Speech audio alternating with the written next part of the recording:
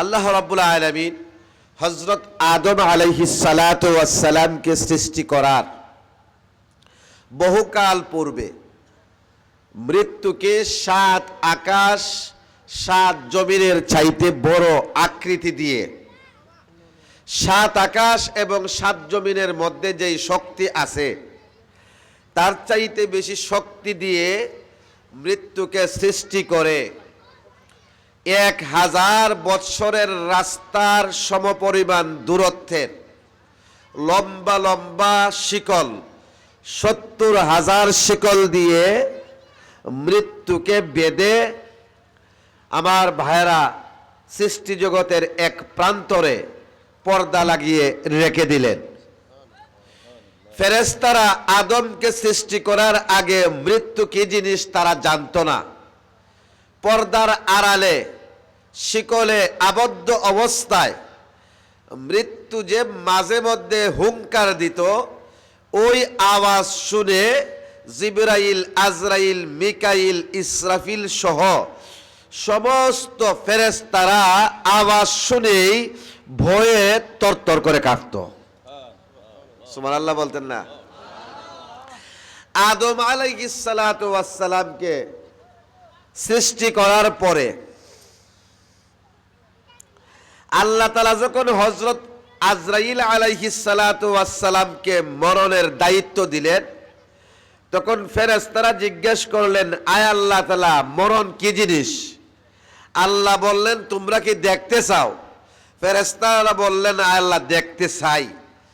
আল্লাহ তাআলা ফেরেশতাদের আদেশ দিলেন, 7টা আকাশে তোমরা সারিবদ্ধভাবে দাঁড়ায়া যাও। সব ফেরেশতারা দাঁড়ায়া গেলেন। আর আল্লাহ মৃত্যুর উপর থেকে 70,000 জিনজিরের বাঁধ খুলে দিলেন, পর্দাকে সরাইয়া দিলেন। মৃত্যুকে বললেন, খবরদার কোনো ধমক দিও না, তোমার সবগুলো চোখ খুলে সবগুলো পাখা মেলে আমার ফেরেশতাদের মাথার উপরে শুধু একবার উড়ে যাইবা। মৃত্যু যখন ফেরেশতাদের মাথার উপর দিয়ে ফেরেশতাদের দিকে তাকায়া তাকায়া উইরা গেছে, মরণের চেহারা, মৃত্যুর আকৃতি দেখে 4 প্রধান ফেরেশতা সহ সমস্ত ফেরেশতা বেহুশ হয়ে আকাশের জমিনে পড়ে গেছে। 2000 বৎসর পর্যন্ত কোনো ফেরেশতা হুশের মধ্যে ছিল না। 2000 বছর পরে ফেরেশতাদের যখন হুশ আসছে, তখন আল্লাহ তাআলার কাছে ফেরেশতারা জিজ্ঞেস করলেন, আয় আল্লাহ তাআলা, আপনার সৃষ্টি জগতে আরো বড় কোনো কিছু আছে কি? ভাইরা আমার, তাফসিরে ইবনে কাসিরে ইবনে আব্বাস থেকে একটি হাদিস এসেছে, রাসূলুল্লাহ বলছেন, ইন্না লিল্লাহি আযজা ওয়া জাল্লা লাউ কিলা লাহু ইলতাকামাস সামাওয়াতিস সাবআ ওয়াল আরদিনাস সাবআ বিলুকমাতিন ওয়াহিদা লা ফালা। আল্লাহ তাআলার এমন একজন ফেরেশতা আছেন, আল্লাহ যদি ওই ফেরেশতাকে বলে 7 আসমান 7 জমিন এখানে কইরা বাতের লোকমার মতো খায়ালাও, ফেরেশতা 7টা আসমান 7টা জমিন আর এর মধ্যে যা আছে সব এখানে কইরা এরকম দলা কইরা এক লোকমায় খাই লিব। সুবহানাল্লাহর পরে কইতো না। এই হাদিসটাকে কিতাবের হাদিস কইছি, যে না বঙ্গোপসাগরের মাঝখানে থাকে কিতাবটা, কথা হয় না। তাফসিরে ইবনে কাসির কে রওয়ায়াত করছেন, নবীর নাতি সাহাবী আব্দুল্লাহ ইবনে আব্বাস, ফেরেশতারা কত খান? আমরার মতো 3.5 হাত, এক ফসলের ভাত খায়। কত খান বড়? 7 আসমান। আসমান কারে হয় কতখান বড় শুনছেন কোনদিন আলোচনা? আর একদিন আইলে আশেপাশে ইয়াদ করে দিউন, আসমান কারো কথা একটু আন্দাজ হইব না। 7 আসমান 7 জমিন বেড়া খাই লিব এক লোকমায়। এখন শোনার পরে ওখানে সুবহানাল্লাহ কালকা বাড়ির ঘুম থেকে উঠতে কইব। আজরাইলকে এই মরণের দায়িত্ব আল্লাহ তাআলা দিলেন। অনেক লম্বা আলোচনা, শর্টকাটে করব। আজরাইল কত বড়? আল্লাহ বলেন, আল্লাহ নবী বলেন, সব পানি ওনার মাথার ডাইল্লা দিলে সৃষ্টি জগতের এক ফোঁটা পানি আর মাটির মধ্যে পড়তো না। একটা ফাউ ফুল সিরাতের ফুলের উপরে, আর একটা ফাউ হইল জান্নাতের ভিতরে। ভাই মাইকটায় গলা টানতেছে, আমি তো ডেইলি বয়ান করা লাগে, যদি একদিনে গলা খাইলাই তে খালকার গে ওয়াজ করতাম পারতাম না, একটু মিলাই দিন সাউন্ডটা। হযরতে মুকাতিল ইবনে সুলাইম রাহমাতুল্লাহ আলাইহি বলেন, মিক্সার নাই, আল্লাহ রাব্বুল আলামিন মিক্সার দেন। আজরাইলের জন্য চতুর্থ আসমান অথবা সপ্তম আকাশে একটা চেয়ার বানাইছে। চেয়ারটা বাড়িতে 100 বছর লাগে, কয় না, কথা হয় না। সুবহানাল্লাহ যে বলছেন, একটা গাছ আল্লাহ লাগাইছে জান্নাত, আপনার নামে গাছও লেখা আব্দুল্লাহ ইবনে আব্দুর রহমান বাতকুরা, আব্দুর রহমানের ফুলা আব্দুল্লাহর এই গাছটা। এই গাছটা ভারী দিতে গেলে গাছের ছায়াটা 500 বছর লাগবো, যে 500 বছর সেকেন্ডে 3 লক্ষ কিলোমিটার যাওয়া যায়, এরকম গতিতে 500 বছর লাগবো এই গাছের ছায়া ভারিতে। আম কতলা ধরবো আল্লাহ ভালো জানে। সুবহানাল্লাহ আসতে কইবেন, ঠিক আছে না? আল্লাহ নবী বলেন আজরাইলের শরীর স্পেশাল 6টা মুখ আছে। কয়টা মুখ? ডান দিকের যে মুখটা আছে এই মুখটা দিয়া কাবা শরীফ থেকে পৃথিবীর পূর্ব প্রান্ত পর্যন্ত যত প্রাণী আছে জিন ইনসান ব্যতীত এদের প্রাণ কবজ করে। বাম দিকে যে মুখটা আছে এই মুখটা দিয়া কাবা শরীফ থেকে নিয়ে পৃথিবীর পশ্চিম প্রান্তে যত প্রাণী আছে মানুষ এবং জিন ব্যতীত তাদের প্রাণ কবজ করে। সামনে যে মুখ আছে ওই মুখ দিয়া জান্নাতীদের প্রাণ কবজ করে। পিছনের যে মুখ আছে ওই মুখ দিয়া জাহান্নামীদের প্রাণ কবজ করে। মাথার উপরে যে মুখ আছে এই মুখ দিয়া নবী রাসূল এবং ফেরেশতাদের প্রাণ কবজ করে। আর ফায়ার তলাত আরেকখান মুখ আছে, এই মুখ দিয়া ইবলিস তার 14 গোষ্ঠীর প্রাণ কবজ করবে। বলেন নাউজুবিল্লাহ। যাই হোক আমার ভাইরা, জন্ম যখন গ্রহণ করেছি মরতে আমাদের হবে, কথা বলেন ঠিক কিনা? মরণকে নির্ধারণ করে দিয়েছে আল্লাহ রাব্বুল আলামিন। 27 নং পারা সূরাতুল ওয়াকিয়া 60 নম্বর আয়াত আমার আল্লাহ বললেন, শোনো, নাহুনু কদ্দারনা বাইনাকুমুল মাউতা وما نحن بمسبوقين, and we have decreed death among you and we are not to be outdone. আমার আল্লাহ বলল, ও দুনিয়ার মানুষেরা, আমি তোমাদের জন্য মরণকে নির্ধারণ করে দিয়েছি, আর এই মরণ তোমাদের দিতে আমি আল্লাহ অক্ষম নই। বলেন সুবহানাল্লাহ। কোন বান্দা যদি প্রশ্ন করে, হুজুর গো, আল্লাহ তাআলা আমাদেরকে জীবন দিয়েছেন, মরণ কেন দিলেন? কেনই বা আমাদের মরণ দিলেন? মরণ যদি না হতো কতই না ভালো হতো। মরণ কেন দিয়েছেন?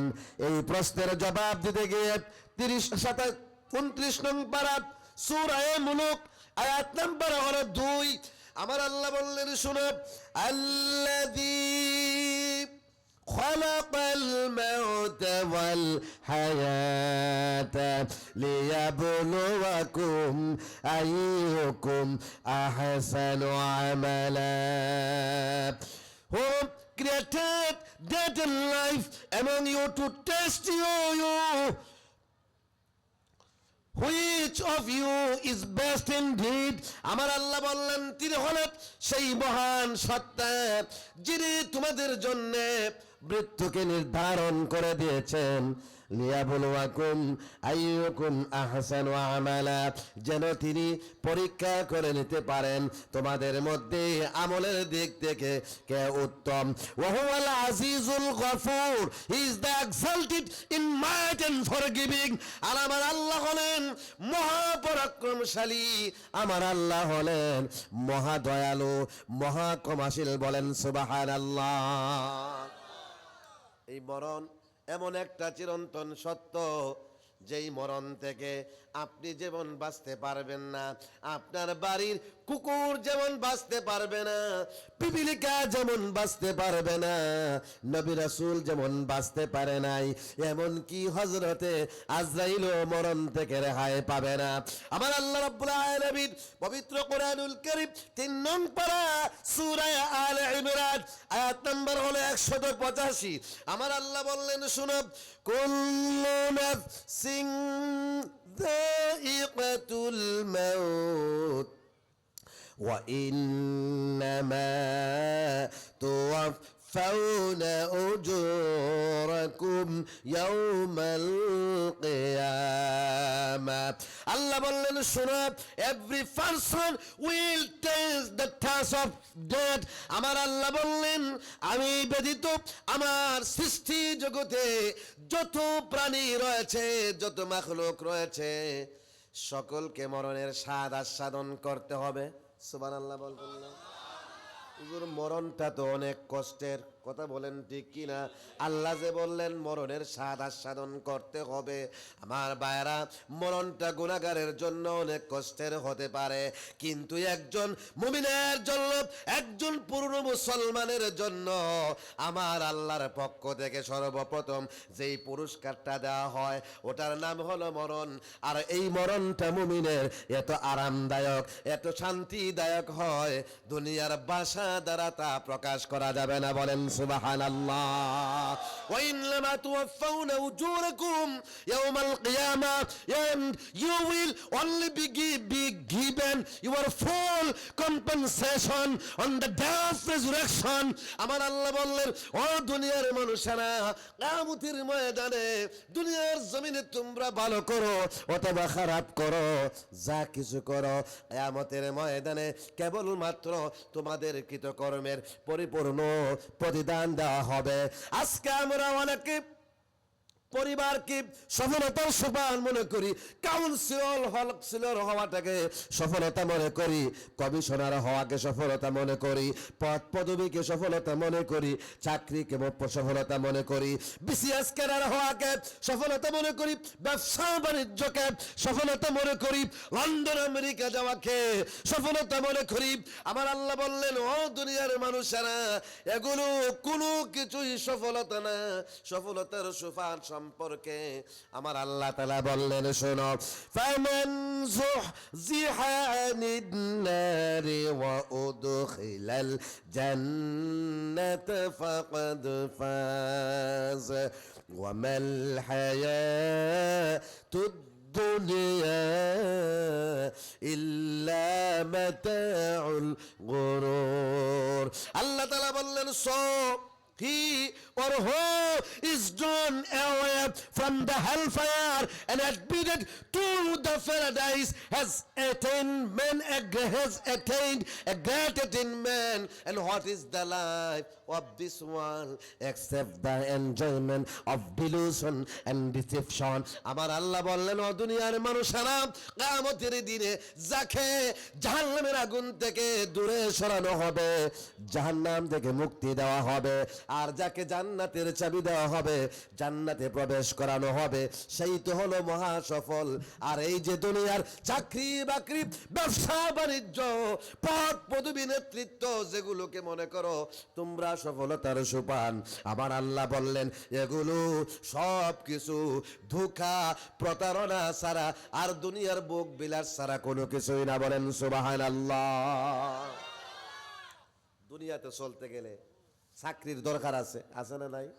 ব্যবসা বাণিজ্যেরও দরকার আছে, ক্ষেত কামারের দরকার আছে, পদ পদবীরও দরকার আছে, কিন্তু সবার আগে হইল পরকাল।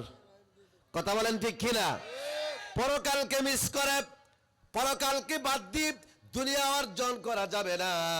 আমার আল্লাহ রাব্বুল আলামিন পবিত্র কোরআনুল কারীম 17 নম্বর পারা সূরাতুল আম্বিয়া আয়াত নাম্বার হলো 35। আমার আল্লাহ তাআলা বললেন, শোনো, কুল্লু নাফসিন সাইকাতুল মাউতি ওয়া নাবলুওয়াকুম বিশ-শাররি ওয়াল খায়রি ফিতনা ওয়া ইলাইহি তুরজাউন। আল্লাহ বললেন শোনো, every soul will taste the taste of death and I will test you by evil and good and to us you will have to return। আমার আল্লাহ বললেন ও দুনিয়ার মানুষেরা, প্রত্যেকটা প্রাণকে মৃত্যুর স্বাদ আস্বাদন করতে হবে। আর এই পৃথিবীতে আমি কাউকে নেতা বানায়া, কাউকে ভোটার বানায়া, কাউকে পদ দিয়া, কাউকে পদ বঞ্চিত করে, কাউকে ধনী বানায়া, কাউকে ফকির বানায়া, কাউকে শিক্ষক বানায়া, কাউকে ছাত্র বানায়া, কাউকে আমার বাড়া জমির মালিক বানিয়ে, কাউকে শ্রমিক বানায়া, কাউকে সুস্থ করে, কাউকে দুঃখী বানায়া আমি আল্লাহ বিভিন্নভাবে তোমাদেরকে পরীক্ষা করব। আর এট লাস্ট তোমাদেরকে আমি আল্লাহর কাছে ফিরে আসতে হবে। ওয়াকালবিন সালিম, আর ফিরে আসার ক্ষেত্রে যে ব্যক্তি যেই পবিত্র হৃদয় দিয়ে আমি তোমাদেরকে পৃথিবীর জমিনে প্রেরণ করেছি, ওই কলবে সালিম নিয়ে যারা আমার কাছে ফিরে আসতে সক্ষম হবে সেই তো হলো সফল, সেই হবে জান্নাতি। বলেন না সুবহানাল্লাহ।